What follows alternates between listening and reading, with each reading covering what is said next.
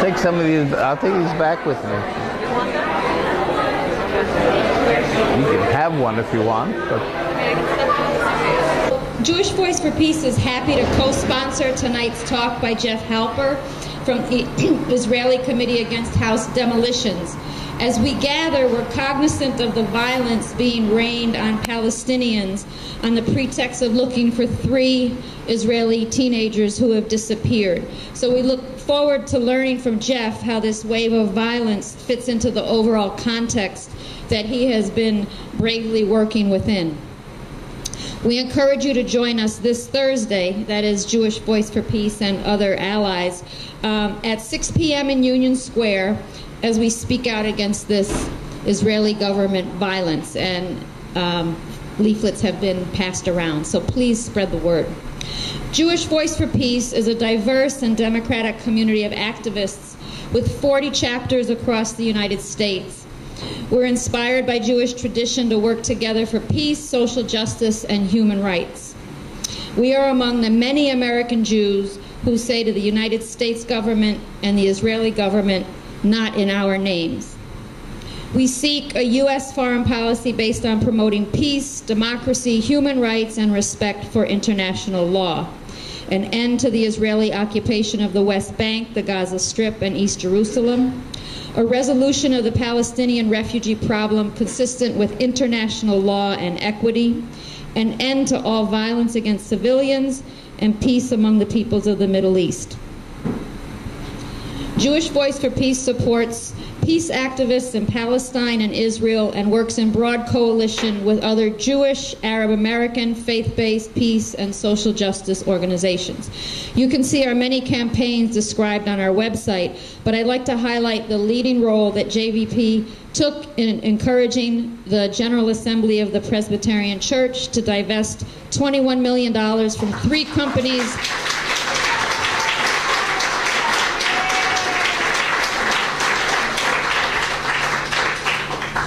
that enforce and profit from the occupation. And I'll just shout out Carolyn Casson from our New York chapter, who was there in Detroit for a week doing all that hard work on the ground. So raise your hand.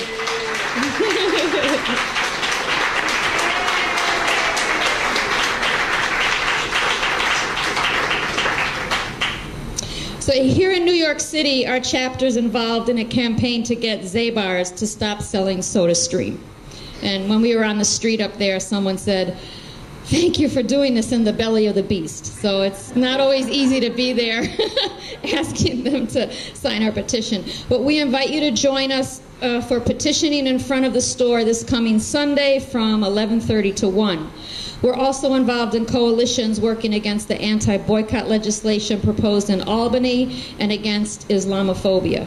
So without further ado, we welcome Jeff Halper. Jeff is a longtime anti-settlement peace activist.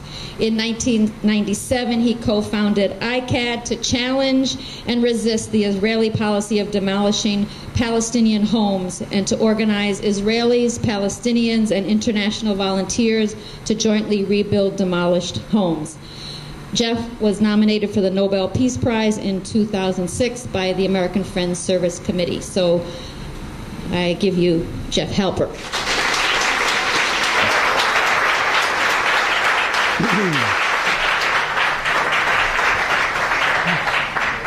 Well, thank you very much for that, and thanks for coming. As usual, I know about half the audience, so it'd be great to give a talk somewhere where I didn't know anybody. But anyway, it's really good to see you all, and this is an important time in the conflict that I'll talk about in a minute. I also want to thank JVP for organizing this and congratulate them and the Presbyterian Church on the wonderful work they did in terms of the divestment issue. I should also mention that 2 weeks ago, the Methodist Church, as you probably know, divested from G4S, which is the largest security firm in the world that secures the checkpoints in the West Bank and Israeli prisons and settlements. And so the churches are speaking out, and the Messiah will come, as we say, when when Jewish organization, when the organized Jewish community begins to divest as well. The idea tonight, I think, isn't so much a lecture. I mean, I want to kind of present some ideas and give you a sense of where I see the conflict going, but the idea is to leave a lot of time for discussion. Not just questions and answers, but really discussion and brainstorming, if you'd like, because I think we're in a very crucial time in this conflict. And of course, this, we can ask the question, why is this conflict so consuming? I mean, there's thousands of conflicts in the world, and as Alan Dershowitz will tell you any day, it's obviously anti-Semitic to be focusing on this one. But in fact, this is a global conflict that really disrupts the entire international system. You can't really compare conflicts, certainly, and suffering. But there are conflicts in the world larger, more in scale, with more bloodshed than the Israel-Palestine conflict. What comes to mind immediately for me is the Congo, that we don't talk about very, very much. These other conflicts, bad as they may be, don't disrupt the international system like the Israeli-Palestinian conflict does. If it was simply a localized conflict between two peoples, it really wouldn't matter to us very much. But it isn't. It has to do, obviously, with the wider Middle East. I mean, just yesterday, it didn't get into the news very much, but Israel attacked Syria. Israel bombed 9 sites in Syria. So obviously the conflict is spreading. It has to do with the wider Arab world, with the alienation of the entire Muslim world from the West. It has to do with oil and energy, security. In other words, it's more and more reverberating throughout the world. And it certainly affects the United States. I don't think Americans are aware of how isolated the United States is in the world. I mean, I think you are, but probably the person on the street isn't so aware of the alienation and the isolation. The occupation is seen as an American Israeli occupation, not simply an Israeli occupation. It's clear that Israel couldn't sustain it for a month without the political and military and financial support the United States provides. And from that point of view, I think it very much affects American life and the American position in the world, not just financially and politically, but morally as well.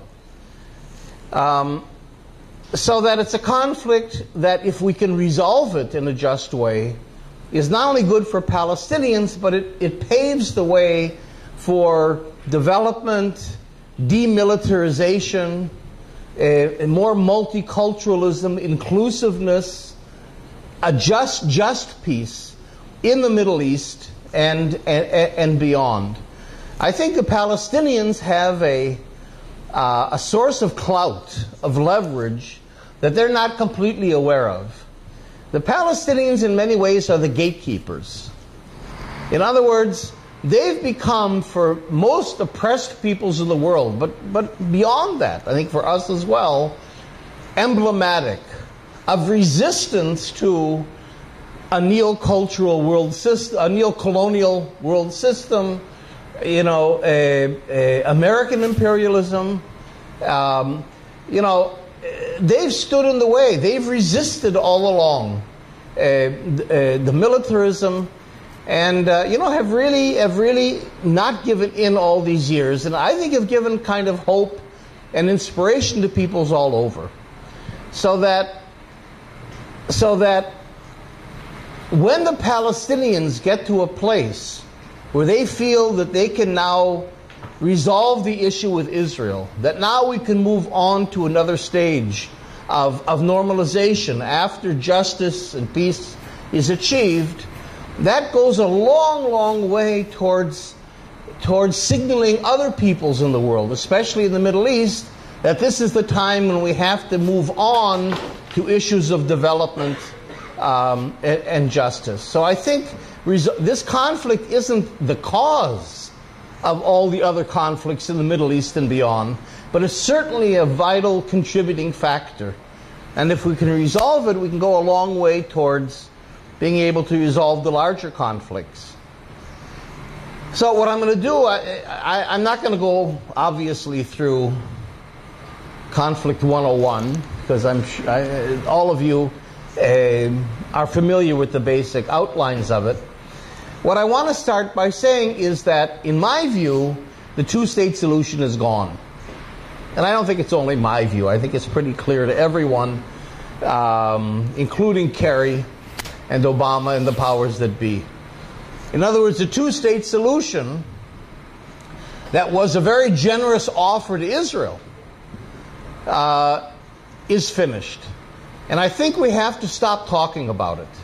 I had an open letter to J Street that I wrote that was on Mondoweiss a couple months ago saying that if you keep talking about a solution that's gone, that's irrelevant, you're simply muddying the waters. And the two-state solution is gone, not because the Palestinians want it gone, although they've always seen a two-state solution as a stage towards eventually an inclusive one-state solution, but obviously because Israel has eliminated this. I mean, Israel, in a conscious, deliberate way, eliminated the two-state solution. And it did so, I won't get into all of this, but it did so partly by imposing what I call a matrix of control over the occupied territories. And I've written about that. And that is, of course, that Israel has succeeded, in my view, in turning the West Bank into Judea and Samaria. In other words, if you go today to this country, first of all, there is no more East Jerusalem. That was supposed to be the capital of the Palestinian state in the two-state conception. It's gone. There are more Israelis today living in East Jerusalem than there are Palestinians. And there is no East Jerusalem. It's a collection of small little pockets where Palestinians live, but there's no coherent urban entity that you could call Jerusalem in a sense that it could function as a capital city of a viable state. But you could say the same thing about the West Bank. That the West Bank has really been reduced from the Palestinian perspective to a collection of little islands. About 70 little islands that are called areas A and B. And these are the brownish, the darker brown is area A, the lighter brown is area B, where 95% of the Palestinians of the West Bank have been confined. Area C, which is under full Israeli control, 62% of the West Bank is all the gray area around and the pink areas that are Israel's settlement blocks. So that the Palestinians have been reduced to living in about 38% of the occupied territories. In other words, after all these years of negotiations, the negotiations began in 1991 in Madrid, before Oslo. After all these years, all the Palestinians have eked out of Israel, at least on paper, is 38% of 22%. Because all the occupied territories represent only 22% of historic Palestine. So 38% of 22% of their historic homeland. And that again truncated into about 70 islands, surrounded by Area C, where we see all the settlements. All these blue dots are the settlements, about 200 settlements, more than 500,000 Israelis living in the occupied territory.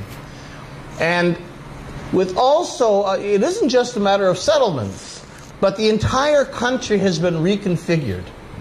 You know, the idea of a two-state solution rests on a north-south axis. that here's Israel, and alongside of it is a Palestinian state. So what Israel has done, and Sharon was the architect of this, of course, is to break that north-south kind of an orientation, so that the entire country has been reconfigured. You have a major highway here, highway number 6, that is inside Israel, but it moves the entire Israeli population eastward, and it connects the large settlement blocks of the West Bank to Israel proper. Because you had here kind of a barrier, actually, of poor communities and a high concentration of Palestinian communities in the north. So to break that and to create a seam that links together Israel and the West Bank, you have this highway. You have Highway 60 that goes up through the entire West Bank, Highway 90 that goes this way, and then Highway 1, 443 that go this way to cut the West Bank in half, and then another highway that goes through Ariel further up. So you've created a whole grid system over the West Bank, and that's where Israeli transportation patterns flow, residential patterns, the economies of the cities, so that Jerusalem, that used to be the end of the road, is today the middle of the country. And it's much easier to move Israeli goods from Tel Aviv to Amman than it is from Ramallah to Amman. So that it isn't simply a matter of, okay, let's dismantle a couple settlements. This whole idea of territorial swap, that somehow Israel can keep these large settlement blocks here and the Jordan Valley and still get to a viable Palestinian state, it really makes no sense at all. And when you have a matrix, you know, the point of a matrix is if you remove a node, 1 or 2 or 3 or 4 nodes, you haven't destroyed the matrix, the fabric of it all. And so really today, Israel has created one state. There is today one state. There's only one territorial entity. There's only one highway system. There's only one water system, one electrical system, one government, one army, one currency. There is nothing Palestinian that would be meaningful in the sense of any kind of sovereignty. And so, in fact, we have here today already one state. And, of course, Israel has worked to not only expand the Israeli Jewish presence on the ground through settlements and highways and so on, but also to, again, confine the Palestinians to areas A and B and to forcibly remove them from the land. The EU even has a report about what they call the forcible expulsion of Palestinians from Area C. And that's where house demolitions comes in, which is what our committee focuses on. The policy of demolishing Palestinian homes. 30,000 Palestinian homes have been demolished in the occupied territory since 1967 and counting. But that doesn't include, and this is where it becomes, we start to see the bigger picture, it doesn't include demolitions inside Israel. It isn't as if somehow we only focus on the occupation and leave Israel out of the picture. Because the same thing is happening to Palestinian citizens of Israel. Last year, the Israeli government demolished 3 times more homes of Israeli citizens, all of whom, of course, are Arab, Palestinian or Bedouin, than they did houses in the occupied territories. A slogan that we hear all the time in Israel, it's attributed to Rabin, is we never finish 1948. And we have to look at this as an unfinished project.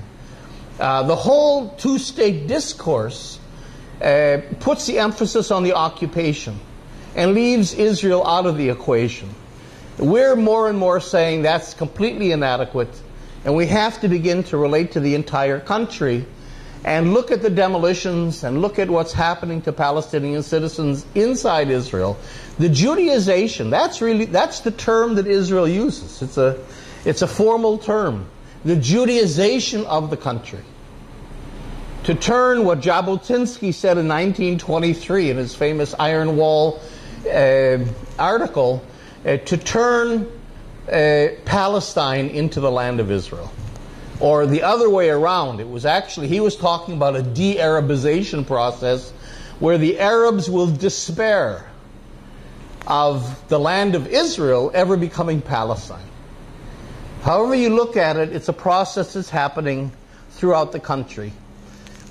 And of course you have the wall that has been built not as a security barrier, but as a border. So we're now moving, and this gets into the title of my talk, into what some people see as apartheid. In other words, the creation, because Israel knows that it can't get rid of the 4.5 million, 5 million Palestinians living in the country. Actually, in the occupied territories, if you include Palestinian citizens of Israel, we have about 6 or 6.5 million Palestinians. They're half the population of this country. Half the population is Palestinian today before any of the refugees return. And so we have a concept that we apply that's called qualitative transfer. What is that for an Orwellian concept? Qualitative transfer means trying to get the Palestinian middle classes out of the country. If we can get the educated people out, and the more economically active, the community leaders out of the country, then the rest of the population is much easier to control. And in fact, something like 400,000 Palestinians have left in the last 15 years or so. The overwhelming majority of them, of course, are middle class, and actually Christian. The Christian population that was the backbone of the middle class is almost gone. Less than 1.5% of the Palestinians in the occupied territory are Christians. So that we'll have a population that remains. And so the process was to create a Bantustan. And you can see very, very well the route of the wall and how when it hits a settlement block, the pink areas, it goes around.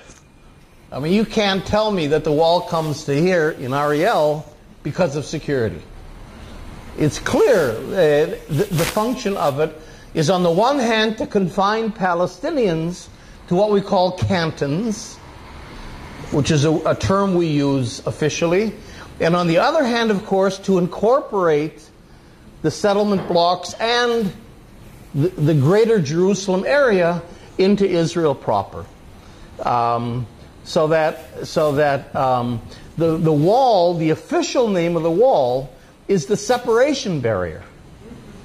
It isn't the security barrier. It has no security function whatsoever, I would argue. And it's called, by Israel, its demographic border. The idea being that Israel will have two eastern borders, which is very interesting since there's only one east. And that is, they'll have, this border will be the demographic border, separating sort of Israelis from Palestinians, because you'll have Israelis here in the Jordan Valley as well, but basically separating the Israeli Jewish population from the Palestinian. And then the Jordan Valley is considered Israel's security border. And it will never, ever, and Netanyahu said this very clearly to the joint session of Congress a couple years ago, Israel will never give up the Jordan Valley, that it sees this as a security border. And so the Palestinians get squeezed into the middle, into these cantons. And what that then gives rise to is apartheid. In other words, it's pretty clear how you can get to this map. You don't have to be a rocket scientist, as they say, to get to this map. You simply take areas A and B, you remove the settlement blocks, you put in the line of the wall, take out Jerusalem, and you get a Bantustan very similar to the South African Bantustans. And that's why, one reason why the apartheid language is accurate. Because apartheid, which has been defined by the UN as a crime, there's an international covenant that's called Against the Crime of Apartheid, is based on two elements. One is separation. That's what apart means in apartheid. When one population separates itself from the others, and then domination. Then it creates a system of permanent institutionalized domination over the other population. And that's certainly what you have here. And it doesn't matter if it's based on race or nationality or religion or the color of your eyes. I mean, who cares what the basis is when you have a system that's institutionalized? I mean, for Israel, it isn't just a policy. It isn't just Jim Crow. You know, in the United States, you had, of course, Jim Crow and racism and segregation and all of that.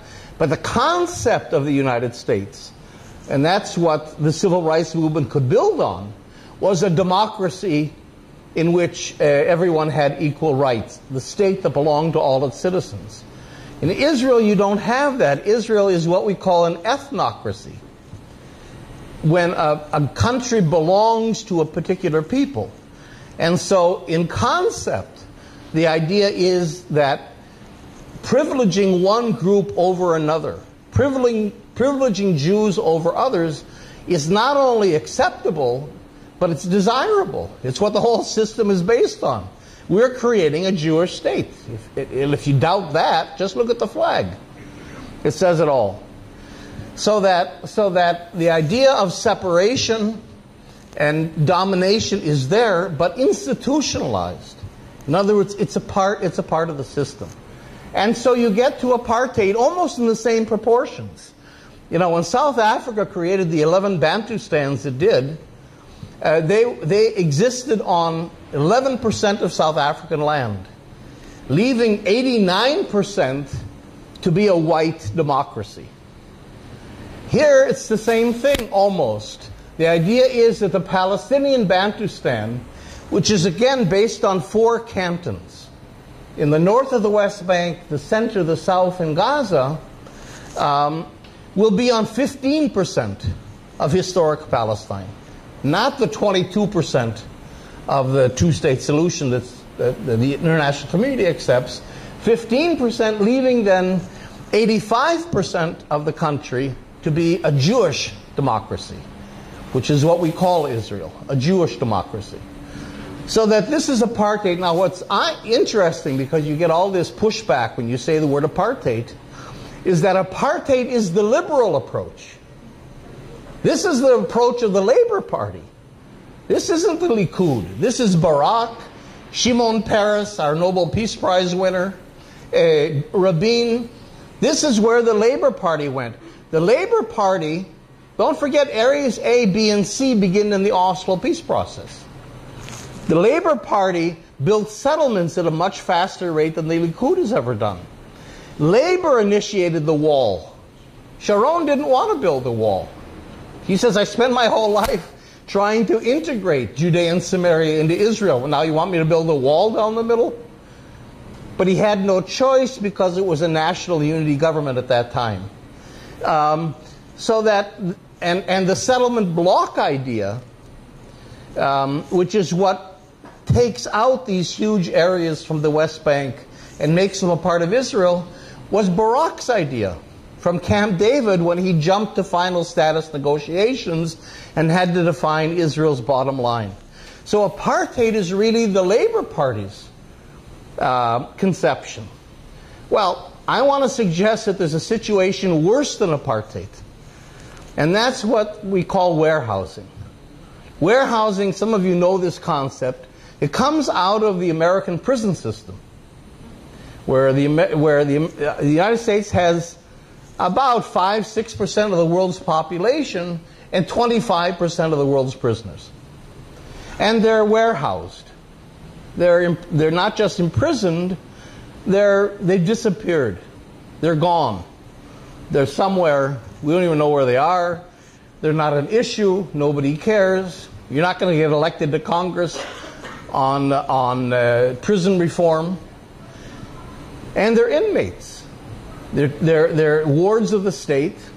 And if they dare riot, because we use non-political language for prisoners, if they riot, the guards have every right to suppress the rioters. I would submit to you that that's exactly the way Israel looks at the Palestinians. It has never, ever, and this is something to keep in mind, recognized the existence of the Palestinian people in any form. We don't even use the word Palestinian in everyday speech in Israel because it gives too much distinctiveness and recognition and legitimacy to another collective that has competing claims to ours. So we talk about Arabs in a very undifferentiated way. And Israel has never recognized the national rights, of course, of Palestinians. All it did in Oslo was to recognize the PLO as a negotiating partner. And that was it. There was never a promise of a two-state solution. Israel has never worked towards a two-state solution. So that, in a sense, the Palestinians have never been a side. There have never been negotiations, even in the brightest days of Oslo.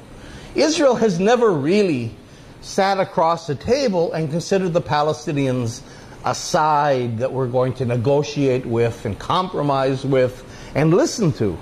It was never. And if you want a great description of that, Uri Savir, S-A-V-I-R, has a book called The Process.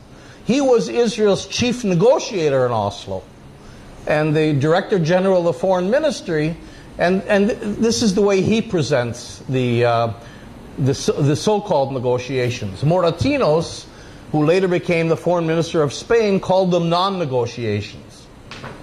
And so what does that mean then? It means that Netanyahu's idea is to warehouse the Palestinians. Netanyahu says 15% of our country is too much to give to Arabs. It's all ours. And so you will be confined to areas A and B. Inside Israel, you know, the Palestinian population of Israel, the citizens of Israel, are about 20% of the population, but they're confined by law to 3.5% of the land.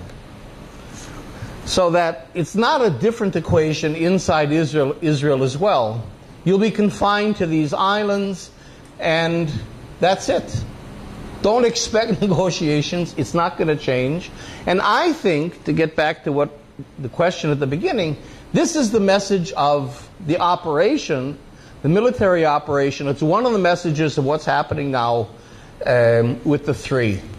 Because everybody's wondering what's going to happen after Kerry.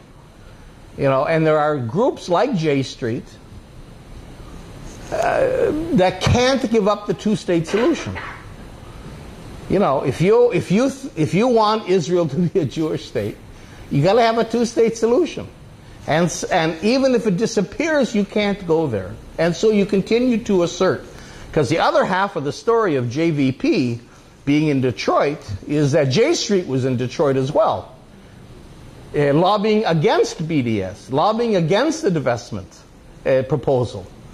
So that this whole idea of a two-state solution has to push you more and more in the direction of violating human rights, and of being really in support of an oppression, because you can't go anywhere else. And that's the problem I think that J Street and the two-state groups have. So that in effect we're headed, you know, we're warehousing Palestinians. What I want to say, and I'm going to finish in a minute because I want time for discussion. Today, and then to genuinely finish any political process, any illusions Palestinians might have in a Palestinian authority of continuing anything. You have, I think, that the operation, it's a military operation today that Israel, of course, opened with the disappearance of those 3 young people. And it's completely political. It has nothing to do with and Israel says so openly. The Alon says openly it's a military operation that has nothing, I mean, a byproduct would be nice if we could find the kids, but that's not why we're doing it. We're doing it to break Hamas, to break the national unity government, and I think to convey the message to the Palestinians that this is it. Zero tolerance. And in a sense, it's a kind of a provocation, because it's really saying to the Palestinians, all right, we're going to come down on you hard. I mean, Israel's talking about breaking the will of the Palestinians. I mean, it's very open about this. And let's see who comes to your aid. You think you can politic us? You think you have supporters? Let's see. And Israel does this all the time. I'll just give you one little tiny example without getting into details. Biden is the Zionist voice in the administration, among others, but he's the Zionist voice. Here he's in Israel. You remember this a couple of years ago. And as he's in Israel, Israel announces the building of, 1,500, 2,000 new housing units, completely humiliating them. So people have journalists asked, why would Israel do that? Why would Israel humiliate its main voice in the administration? I mean, isn't that a stupid thing to do? And I think the answer is no. Israel was doing what, Brooklyn cab drivers do. The thing about, oh yeah, let's see you do something about this. What are you going to do? What are you going to do about it? That kind of a thing. So if you remember, Biden went home, was very upset. Obama was very upset. Called Netanyahu onto the carpet. If you remember this, a midnight meeting with Netanyahu, no photographers, read him the Riot Act. And a week later, both houses of Congress sent Obama a message saying, lay off Netanyahu.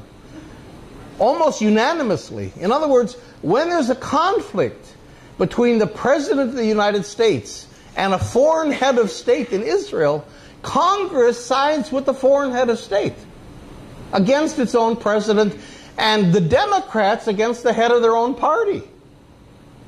And that was the message that Israel wanted to give to Obama. Don't think you're calling the shots. Look, we created this provocation, you got upset, but Congress backs us. And I think this is the message also of this campaign now to the Palestinians, and in a sense to the world, to the Europeans as well. We can flex our muscles. We can do mopping up. We can break the will of the Palestinians. We will take over. We will warehouse them. And let's see what you're going to do about it. Let's see, that famous story, some of you know it, about Stalin. Remember in World War II, I can't remember, Stalin was going to do something, and his advisor said, the Pope's not going to like this. And he said, how many divisions does the Pope have? So in a sense, I think this is a challenge. How many divisions do the Palestinians have? How many divisions does international law and human rights have? How many divisions does JVP and ICAD and other groups have? Let's see you. And so that's why it's important that we go out and speak. But it really is, I think, a challenge to all of us, because I think Israel feels that they can win. It's still a win-lose equation, and if you think you can win, you don't compromise. So where we are, just to finish this up, I think, though, that this conflict is unsustainable. Like I said, it disrupts the international system too much, and it's become, in my view, the international issue that's it's assumed the proportions of the anti-apartheid struggle. Just like we didn't give up with the anti-apartheid struggle, I don't think civil society is going to give up on this struggle, which is in some ways much harder. And so what I see, and I think we might be in the midst of it. This is the optimism, because if I wasn't optimistic, I wouldn't be in this line of work. I think we're in the midst of a collapse. We have to build collapse into our analysis. You know, our mistake is to think linearly, as women have told us men from time immemorial. You know, the idea that there's a problem and then you do 1, 2, 3, 4 and you get to a solution and you're out. And so we're still thinking in that way. What comes after Kerry? How do we revive? But in a linear process, you get to an end at times. You're stuck. You can't go on. And I think that's where we are. I think we're at the end. We've exhausted everything. And the only thing left is collapse. And by collapse, I mean, I think the Palestinian Authority is in the process of leaving the scene. Abu Mazen's 80 years old. Israel's pushing it as well, because the whole basis of elections in the next 9 months, in the next 5 months, are on the basis of a national unity government that agreed in elections, and Israel's trying to foil that, because Israel and the United States have their own candidate to succeed Abu Mazen, a candidate that could never ever be elected in a million years, a guy named Dahlan. Keep that name in mind, because he's what Israel and the United States want to impose on the Palestinians. But I don't think it's going to work, and if the Palestinian Authority either collapses or resigns, then that factor that kept the lid on, Israel's policeman that kept the lid on, is now gone. And Israel, I think, would have to reoccupy physically the Palestinian cities. It did the other day, you know, and that shows the complete complicity of the Palestinian Authority that's lost all credibility. A couple days ago, Israel took over Ramallah. It reconquered Ramallah with the help of the security forces of the Palestinian Authority that are trained by the Americans. There's 30,000 Palestinian militia people trained by the Americans. The Palestinians talk about living under 2 occupations. So that it's happening. And I think Israel would have to reoccupy. And in addition, Netanyahu is talking about unilateral steps, since there's no more partner for peace, and so on. And by that he means formally annexing the settlement blocks to Israel. If we take those things together, I think the whole thing begins to collapse, and we're really in a state of warehousing. And here, I think the good news is that now the issue is very stark. Kerry had the quote of the century.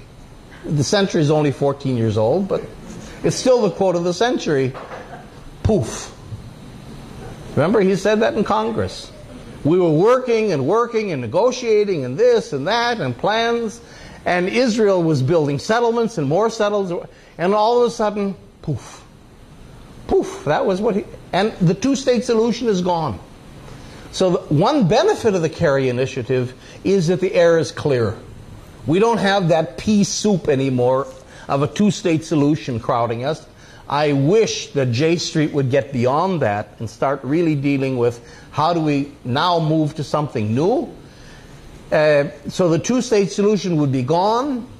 You have raw, naked occupation with the going of the Palestinian Authority and the reoccupation. And then we can begin to think about where we're going. And where we're going, I think, and we can talk about this later if you want, has to be towards a 1-state solution. I'm talking about a binational democratic state, and I even have some models that I prepared. The problem we have now is that I'm not a Palestinian. I can't go out and advocate for a solution. It's not my call. It's the Palestinians' prerogative.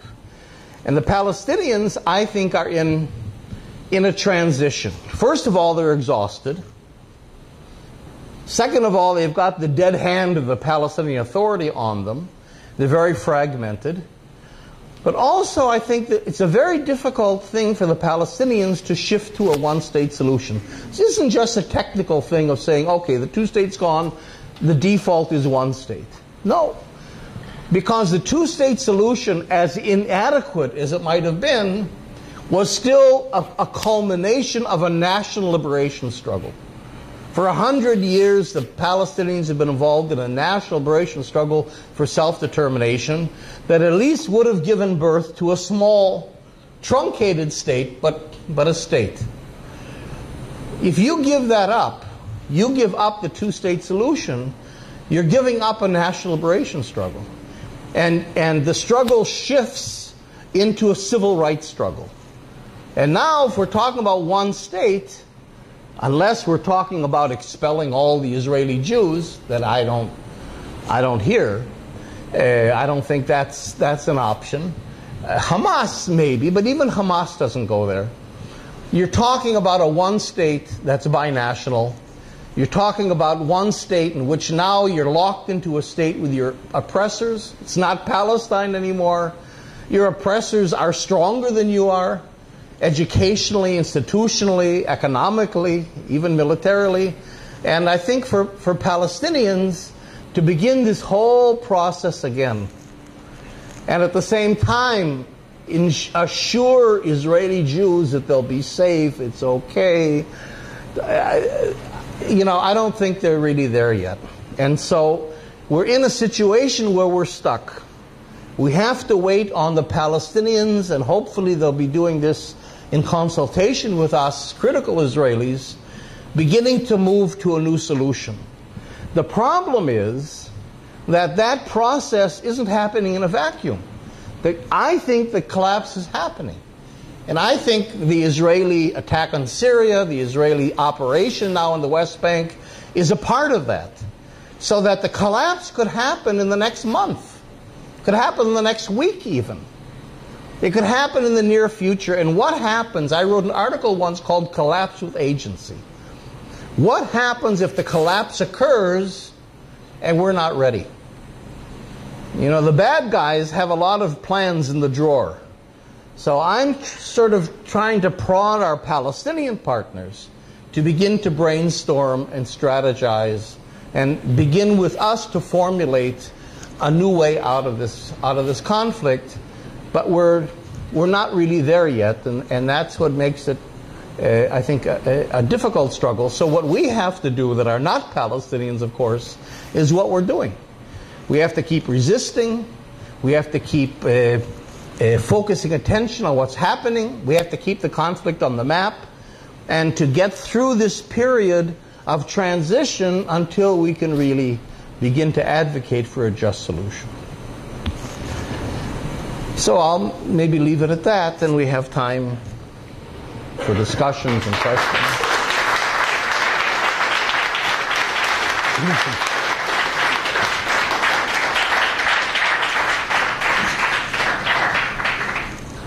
Thank you very much. And we'll also leave time for Jeff to sign books that are here for sale that you may like to peruse and get. So we'd like to have a discussion, not just Q&A, but if you have comments as well. And I think there's a microphone for the audience. Is that true? No? Oh, okay. So we'll carry the mic around. Okay. All right. So there's a hand right back here. 1, 2, 3, 4. I just want to know what percentage of the Israeli population feels the way we do? Would you like their names? Not many. I mean, not many, which is true. What's happened in Israel is that the Israeli government has succeeded over the years in insulating the Israeli Jews from the conflict. The Arabs are over there somewhere, It's as if it's not happening. We have a joke in the left that what's happening in the West Bank and certainly Gaza is farther away than Thailand. You know, Thailand's a real place. You can buy a ticket, you can go there, you can get, you know, there's a lot of reasons to go there. Some of the trance parties are Israeli Hebrew trance parties on the beach. The West Bank and Gaza aren't real places. They're like blank spaces on the cognitive maps of Israelis. So when they hear about house demolitions, this operation going on, the wall, it's as if it's happening farther away than Thailand, in some place that has nothing to do with their lives whatsoever. And then, of course, Israelis have internalized the idea, and this is where Barak's generous offer was so insidious. The idea that we've done our part. We wanted peace. We made them generous offers. They decided on terrorism and intifadas, so we're off the hook. On the one hand, we're not guilty of anything. We don't have to feel compunction for anything. They brought it on themselves. And on the other hand, it's happening so far away that it really has nothing to do with our lives. The Israeli economy is doing excellent. You know, Israel's been accepted into the club of the OECD, the advanced nations.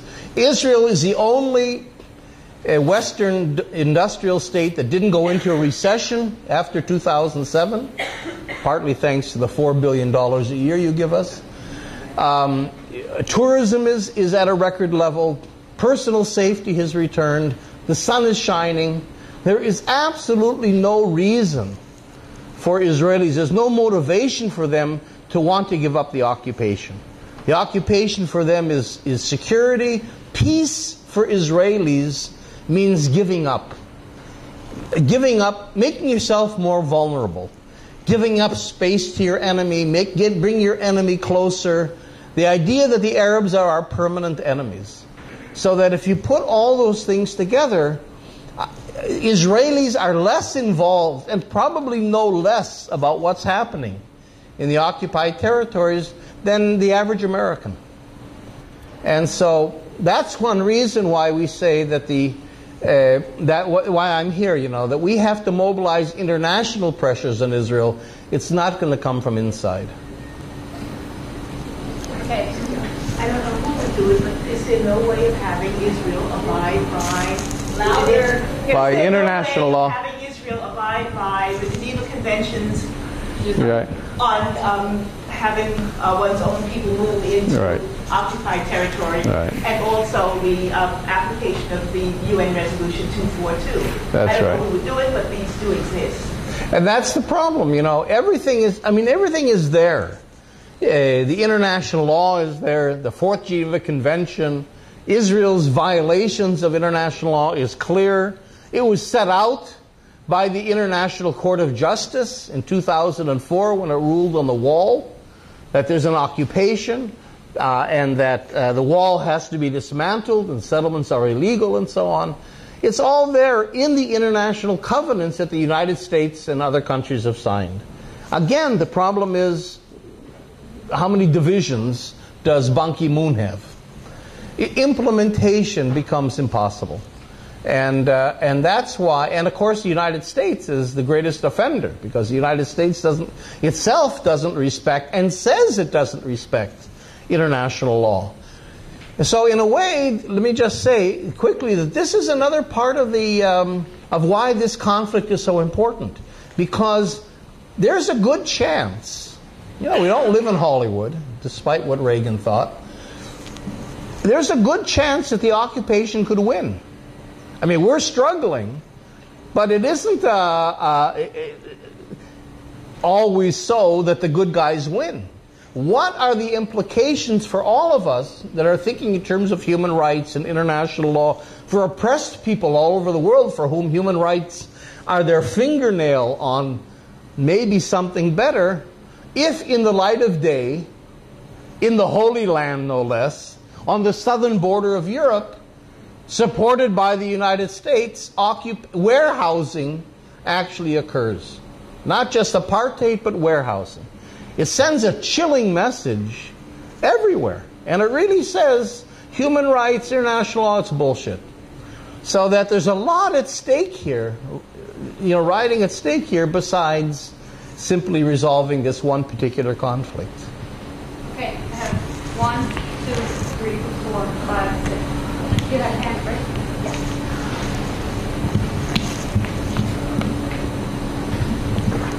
Yes. Just a quick comment about your comment about the analogy with prisons. I think that the Israelis have a big advantage, which is that it doesn't cost as much as our prisons. Just thought I'd mention that. However, that's not my question. My question is that you sort of talked about the idea that if people converted more to a one-state solution idea, it becomes a civil rights issue. Yeah. And that really made me think about the civil rights movement in the U.S. And one of the things that I think was a breakthrough there, same with the Vietnam War, I think, is that people saw on television, these little kids being, napalmed or, water hose. Or the little kids from school being attacked. Right. And all those things. I mean, that really made a difference. I have to say, I don't think that makes a difference to people anymore. I think people have seen way too much, and I'm just wondering what you think would boost some successful effort. I think occupiers win a lot of the bad guys win most of the time. So that's right. I couldn't help but think of that analogy. Okay. No, I think that's a good comment. Okay, Svea. Just wondering, I'm wondering if you can add a few sentences about the Golan Heights that you didn't mention. Right. Well, the Golan Heights, of course, are in a way another issue. They're not a Palestinian issue, but they have to do with, there were about 170,000 people displaced from the Golan Heights in '67, and it's become a fairly permanent occupation on its own. I don't know, I don't know exactly what to say about it. In other words, it's a part of the equation, but for different reasons, Syria hasn't really made it much of an issue as well. The Druze living up there have made it an issue by refusing Israeli identity cards and protesting and so on. But the Syrians have somehow, there hasn't really been a war with Syria, even though Israel's attacked them even this week, since 1973. And so, in some ways, it's a quiet occupation, because I don't think and we got close at different times to resolving it. Barak was going to resolve it before the Palestinian issue, but there's tremendous investments of Israel up there. It's not just strategic, but Israel has an Israel's very clever, I got to tell you. I mean, for a country with few resources, Israel has an Arabian horse industry. Some of the finest Arabian horses are I don't know what you do, horse, raise them? Bred in the Golan Heights. The Golan wines, of course, the tourism, the ski resorts. So that Israel has a lot of resources invested in the Golan Heights.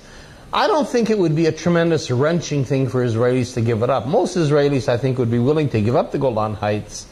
But it's never been an issue that's really been pushed by anybody in particular. And the Druze don't have that same clout that the Palestinians do.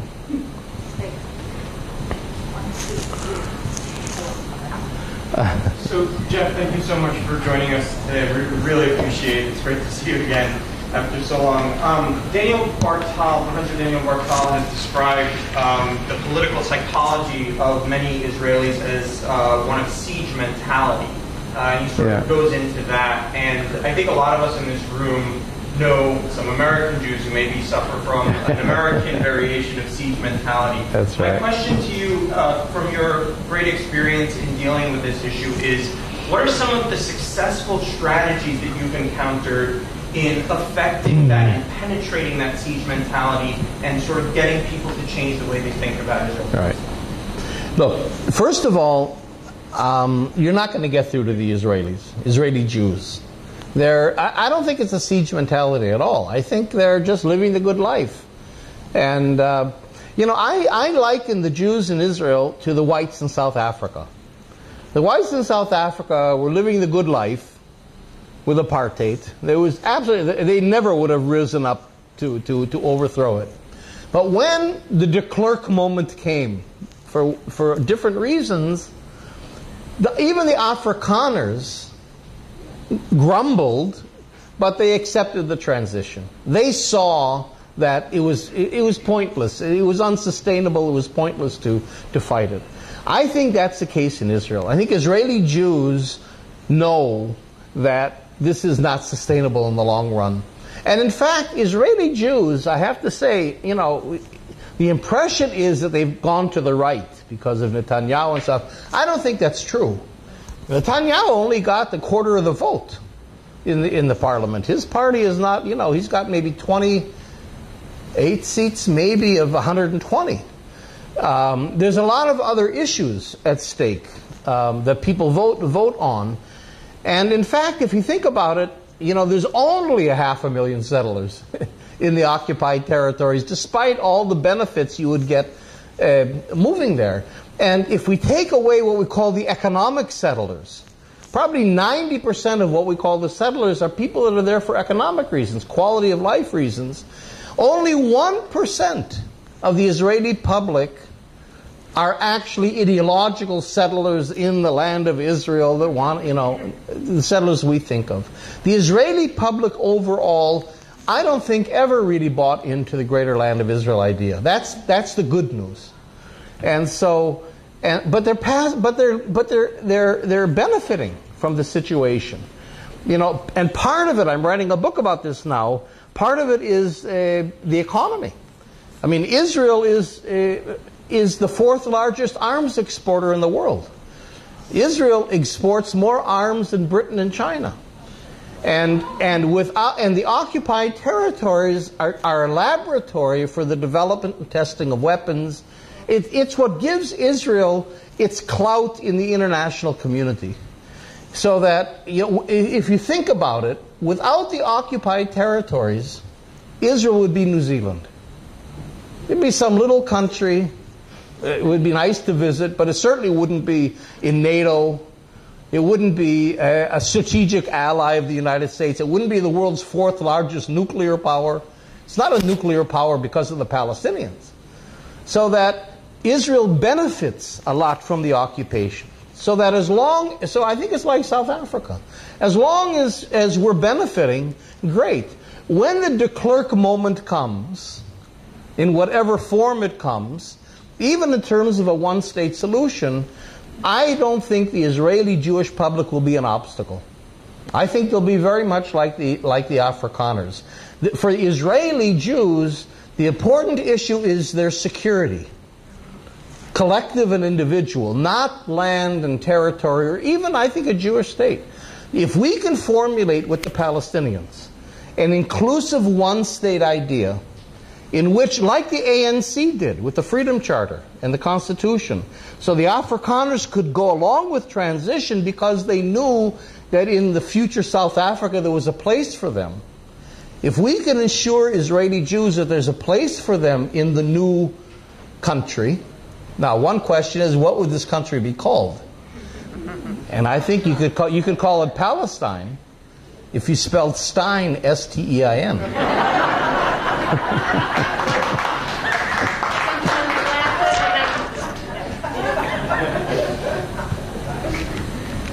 With demography, the long run, the Palestinians reparate, would that be a way of changing things, bringing on the Klerk moment? So much of the percentage of Palestinians yeah. that they're getting larger and larger the birth rates? No, I think so. Well, it depends.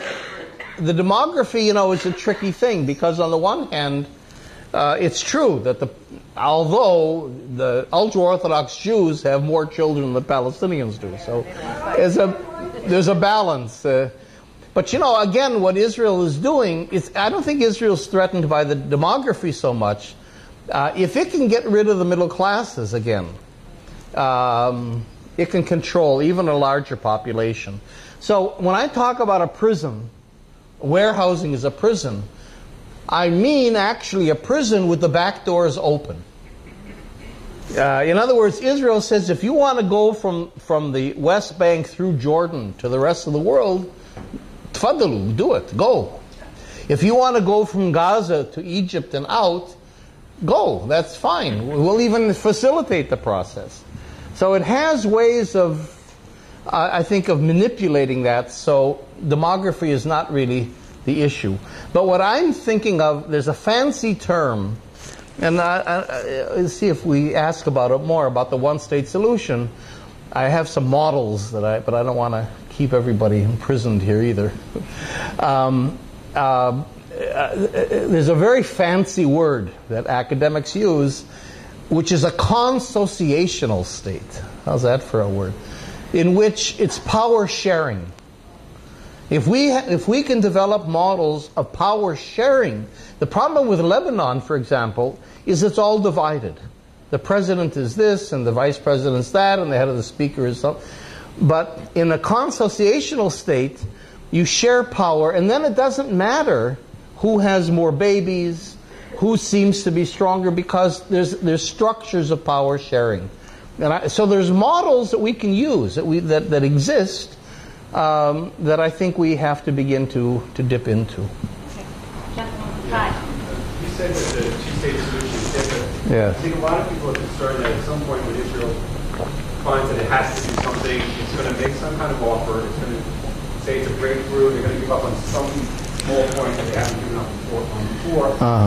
You're going to see a lot of pressure from the U.S., from the media saying, oh, Israel's making this great breakthrough, they're offering something new. That's right. And then the Palestinian Authority just seems desperate to take anything that Israel has offered in the past. That's right. It's going to want to take what it's on the table, and then you're going to have the situation of the Palestinian Authority taking this generous offer, generous offer Mark II, and then the Palestinian people have the situation of the Palestinian Authority. That's right. On this. So that is, I think, a lot of people's fears that that's what we're going to do at some point.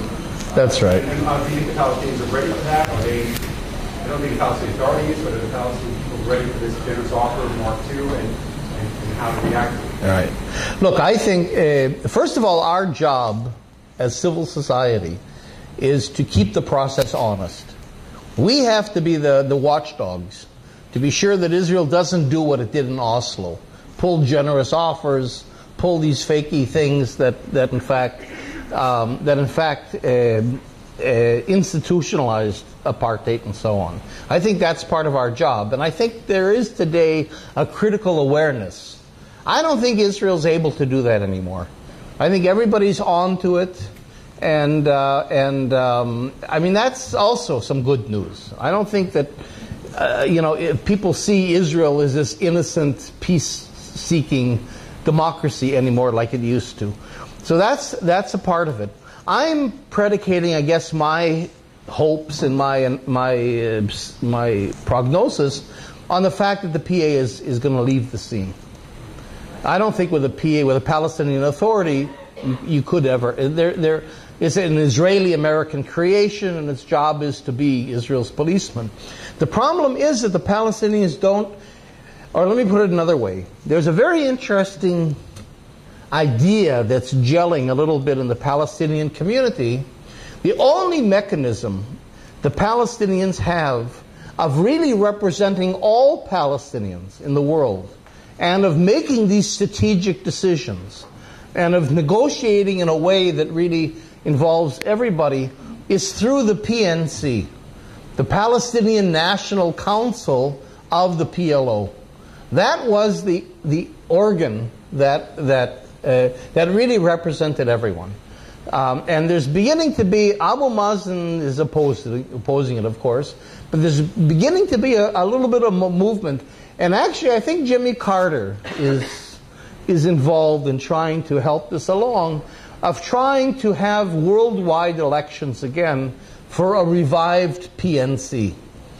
And if that mechanism came into being again in a meaningful way, so the voice of the refugees is heard, and the voice of all the Palestinians, not just those in the occupied territories, is heard, then I think you'd have a much more meaningful and you would have a real process.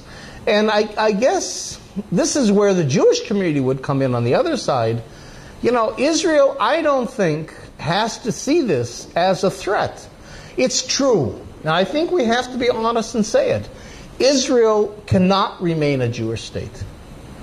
And it can't remain a Jewish state partly because you can't have ethnically pure states in the 20th century. That's another issue. I mean, there's 60,000 African asylum seekers in Israel besides Palestinians. But also, Israel, again, Israel is the one that decided to incorporate the entire land of Israel. So that Israel has to become multicultural. And so in a sense, if we want to reframe it in a way that Jews and Israelis could live with, there was a movement in Zionism that was called cultural Zionism. Buber, Ben Yehuda, I mean, some pretty big names. The father of modern Hebrew, Einstein, Judah Magnus, the president of the Hebrew University, Henrietta Zold. How's this for Hadassah women? Henrietta Zold was a part of this. That said that we want to revive our national Hebrew, let's say Israeli identity, our language, universities, and so on, but we don't need a state to do that. And in a sense, political Zionism of Ben-Gurion has kind of exhausted itself. It's a dead end. And now, just like with South Africa again, when apartheid ended, the Afrikaners didn't disappear. There's still Afrikaner universities and literature and so on. The Israeli Jews are not going to disappear. The Hebrew University is not going to close. But it'll be, and so if we can phrase this as a challenge, where cultural Zionism becomes relevant again, and begin to imagine together with Palestinians how we could create an inclusive state, that would really be an exciting thing, I think. You were going to, I'm sorry, You have a few more, Carol, Naomi. Okay. Person back there, and then. Okay. I know the problem's my answers, not your questions. First of all, I think it's a mistake to say Israel and the occupied territories because all of Israel is occupied territory, in my opinion. But on the other hand, I think that it's really an era. I think it's sort of utopian on your part to think that that Israel can turn into a South Africa, because in fact we don't want Israel to be a South Africa. South Africa is still controlled by the whites. The economy is controlled by the whites. Right. 34 miners were just shot down in 2012 for going out on strike. The blacks still don't have electricity. They still don't have, but in addition to, so we don't want that for the Palestinians. Right. And in addition, the Jews in Israel, and you say that maybe that Netanyahu only has 22% of the vote or something like that. On the other hand, you have these asylum seekers that were beaten up by Jewish fascists, essentially, who called them nigger, who said, go home. I mean, the Israelis have become incredibly racist people. I don't think that from the inside out, and I agree with you with that there's going to be a change, that the Israelis are going to come to some understanding that we can all get along and we can be a secular state. Israel has to be overthrown. I don't think there's any choice about it. They're not going to give in, and it's going to have to come, I believe, through a socialist society, through a socialist revolution. Not only... And the Israeli workers, I believe, have a stake in overthrowing this, although I don't think that they see it yet. But it's going to have to be the international working class that's going to have to say no more to this racist Israeli society, and that we're not going to be able to have a secular state that's based on capitalism, because ultimately it's going to turn into a South Africa, which is not going to be any different. And one last thing is that the Palestinians don't have the power that the blacks had in South Africa, in the sense that they worked in the mines and they were able to go out on strike. The Palestinians don't have that role in the economy. And so it's going to really take the international working class to make a statement and to get rid of the Israeli state and smash it to bits. I think in the interest of time, so that everyone can make their comment or ask a question, I think I'll have everybody who's had their hands raised ask their question or make their comment, and then Jeff can maybe make a final so then I better write it down. response to all of that. So there's Naomi and the gentleman there, and 1, 2, 3, 4, I think. Hi, thanks, Jeff, for this presentation. I think you paint an interesting and compelling picture about the occupation and the forces that sustain it, and the smugness in Israel and the feeling of detachment. But you leave something out of the picture which I think is very important, and that is the international movement for boycott, divestment, and sanctions, right, which has really destabilized the whole situation within Israel and the mentality. The concept of we're going to be isolated, we're going to be, abandoned, and so on, and which really does destabilize the occupation, it seems to me, and the whole system of apartheid within Israel. So I think it's important to take that into account as one of the factors. Right. Yes. Kind of to follow that thing, I'd like your point that the United States and Israel are tied financially, politically, and there's also this moral question involved. But to take a corporation like Halper Systems, which makes the drones that are run down on Gaza when they attack, the subsidiary in the United States, Halper Systems of America, just got a $150 million contract from the Department of Homeland Security to install surveillance systems on the U.S.-Mexico border. Right. My question is, to what extent could Americans become more involved in BDS through not just a lens of the Israeli-Palestinian conflict, but you mentioned demilitarization. So to what extent can BDS be reframed or reintroduced to some folks through a kind of joint comparison of the ways in which these corporations are complicit, not just in Israel-Palestine, but also on the southern border? Right, good question. Good, yeah. Did you have a hand? No? Yes, I did for a second, yeah. Okay, yes. 1, 2, 3, 4. So I had kind of a selfish comment and then a question. We're actually in town from LA promoting a film that touches on basically everything that you talked about. Okay. So if anybody would like information, we're showing next Thursday at Manhattan Film Festival, so come talk to me. My question is about the parade. And I'm in the film. You're in the film. Big part. The question is about the parade and the draft that just got sort of instituted, or the fact that they're trying to institute that.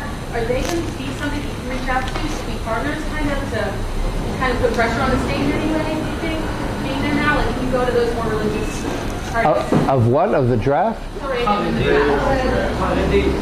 Haredim. And the whole draft issue, the Haredim? And there, back.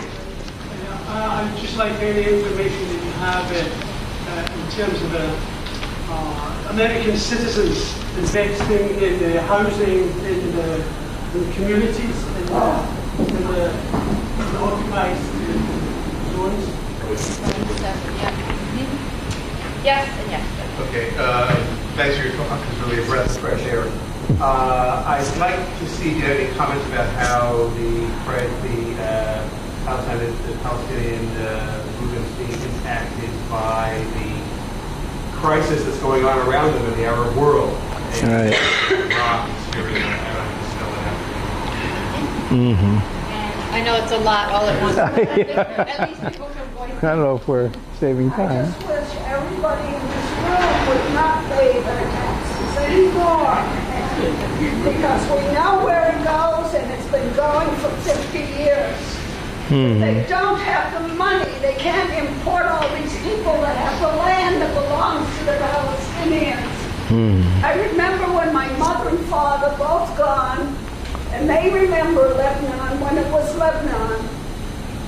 It was a people. We are no longer a people because we don't control. The United States gave all that land. France gave Lebanon. I mean, the history over and over again. Yet they call us terrorists. We all are terrorists. And that wall is something. I'll show you one day. Yeah.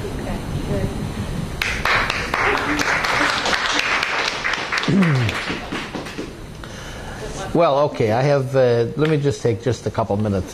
This is, I'm not going to get into this. Yes, I'm sorry. Yeah, and you had a comment before. Well, when you were speaking, I was reminded in the 60s and 70s, I used to get the newsletter from Izzy Stone. Yes. And it's very much early Zionism was an inclusive idea, including Arabs, or rather Palestinians, as equals. That's right.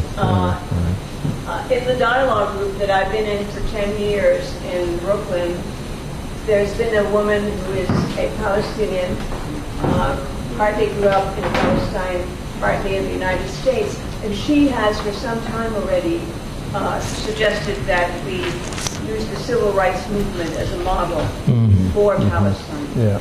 Exactly as you said. Yeah. I wondered about the refuseniks. Are there still young people refusing to fight in the territories? And are they being put in prison? Okay. I'm not going to talk about this, but it's here in front of you. You know, we didn't get really into the one-state solution idea a lot. I sort of wanted to go there a bit, but it was getting late. But before we get into any solution, I think we have to agree on an approach to peace and to identify the basic essential elements that have to go into any solution. This is where we'll crack the nuts. If we can agree on this, Israelis and Palestinians, starting with critical Israelis and our Palestinian partners, then coming up with different alternatives is much easier. The problem is that if you don't clarify the elements that are going into your discussion, there's a lot of hidden agendas, and you're not sure about what people mean. So I think this is a list of 7 essential elements that have to go into any peace. And I'm not going to talk about it, but it's there. In terms of BDS, I mean, obviously, I thought I mentioned BDS. ICAD, our organization, was the first Israeli organization to endorse BDS before it was called BDS, actually. We've always seen it as a very important tactic and tool. I have 2 problems with BDS. I have to say, one is that it is a tactic and tool. It is not a strategy. It can't replace a strategy. And I have a fear sometimes that that's happening, that we're forgetting what we're BDSing for, and BDS is becoming a kind of a self-contained effort in and of itself. So that, and that's partly because, but at any rate, it's partly because we can't attach it right now to an end game, to a goal. I mean, we sanctioned South Africa in order to end apartheid. Why are we BDSing Israel? We don't have that end game formulated yet. So it's not really a criticism, but still we have to keep in mind that BDS is a tactic and a tool. It isn't the end game. The other problem I have with BDS, in some ways, is exactly what you were talking about. I don't think we've taken the right targets. Some targets, I mean, SodaStream, TAA, CREF, I mean, they're so tenuous in a way to try to tell the average person what the connection between those things and the occupation is hard. I would like to see the occupation brought home. Israel trains the New York Police Department. It trains. The New York Police Department comes to Israel at least, well, different divisions of the police department. You have the anti-terror squad, and you've got the SWAT teams, and you've got intelligence teams. They all come to Israel, and Israelis come here to be trained. So that what I think one message of BDS should be is that don't think the occupation is there. It's here in your backyard. You're complicit. And this is part of the book I'm writing about Israel's involvement in homeland security and military. The point is the Palestinians are not the end users. Don't think that these terrible things happen to Palestinians in Gaza and Jenin, and it's terrible and we should protest, period. That's simply, they're the guinea pigs. They're not the end users. They're the ones that these weapons are being tried on, and they're coming right into your neighborhoods. So that the Palestinian, you look at it this way. Your police force is being Israelized. In many ways, its weaponry, its tactics is being Israelized. And you know, we have a slogan in Israel: we're all Palestinians. And by that, of course, we mean in solidarity we're all Palestinians. But literally, we're all Palestinians from the point of view that we're all collectively on the receiving end of Israelized armies and security forces and police forces. And, you know, Max Blumenthal, for example, wrote an article on how Occupy Wall Street was dismantled by the New York police exactly according to the Israeli way that police dismantle demonstrations. So that I think that we should take targets closer to home. And military targets, I mean, New York City is a military base, basically. You've got to have a lot of Israeli military involvement here. The research that your universities are doing. I mean, the occupation is here in New York City. And so that's what I would like to see more from BDS movements, is to make that connection very strongly. Otherwise, you know, the other comments I can just say quickly, in terms of the Haredim, the ultra-Orthodox in Israel, they're completely sort of out of the picture. They're not right, they're not left, they kind of have their own agendas. And it's just a political ploy of Yair Lapid's party, this yuppie middle-class party. I mean, ironically, the result of the Occupy movement in Israel was that we got a super capitalist middle-class government. I mean, instead of the Occupy movement getting stronger, it strengthened Yair Lapid and this middle-class thing. And it's just demagoguery. The whole idea that, you know, all the burden falls on us and the ultra-Orthodox don't serve in the army. The army doesn't want the ultra-Orthodox. It's the last thing they want. So, I mean, you know, they can't eat what everybody else eats. They won't serve here. They've got to have a roof around the base, or they're not going to. I mean, the army does not need that, and it's opposing it. So I think this whole thing is just going to go by the way. It's not a serious thing.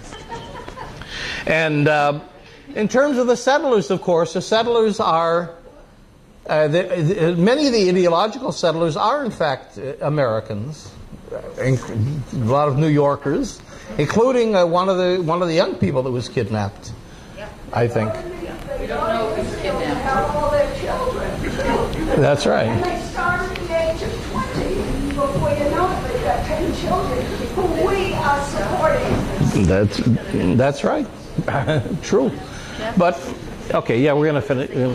Okay, yeah, I'm just finish up in a second. So at any rate, what I'm saying is that that's true, but at the same time, I don't think they have a tremendous clout within the political establishment. They're there and they're very violent sometimes, but the American influence isn't so great. As a matter of fact, they're kind of jokes. If you look at Israeli satirical programs, the heavily American accented settler is one of the funniest things. Every satirical show goes around these kinds of figures that are seen as kind of ridiculous. And finally, let me just say something about the wider Arab world. I think that it hasn't impacted very much on Israel, what's happening around, because I think Israel feels that the Arab world and Iran can't really reach it in a meaningful way. Rockets can to some degree, but not in a meaningful way, and we're protected. And in a sense, the Palestinians also have not been able to really come out from underneath that Israeli umbrella of occupation. So in some ways, what's happening in the wider Middle East is not really impacting as much as you would expect, I think, on the Israeli scene. No, on the international community certainly, but we'll see. It's a kind of an indirect influence, and how exactly the whole thing seems to be unraveling in many ways. But it's hard to know how that's gonna play out like that. And finally, the refuseniks. I'm proud to say my 3 children are all refuseniks.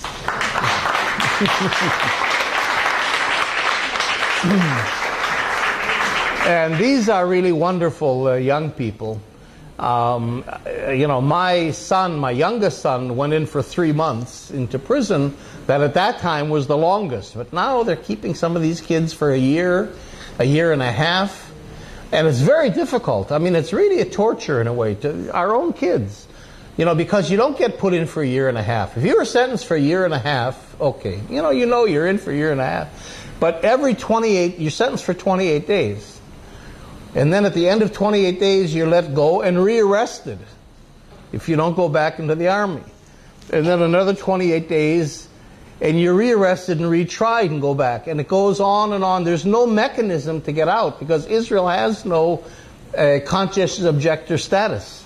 And so you simply keep serving until the army decides to bring you in front of a committee that judges you unfit for military service.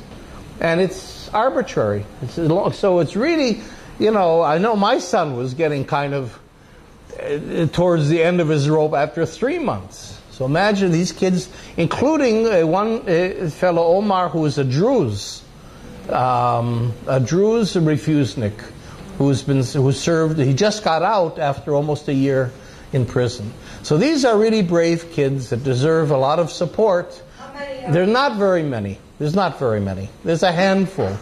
They're really a handful. And there's an organization called New Profile in Israel that really works with the draft resistors and publicizes their cases and so on. So they're great kids and they become very important activists, but they don't really represent any meaningful movement within Israeli society towards refusing the draft. So I want to thank you all for coming.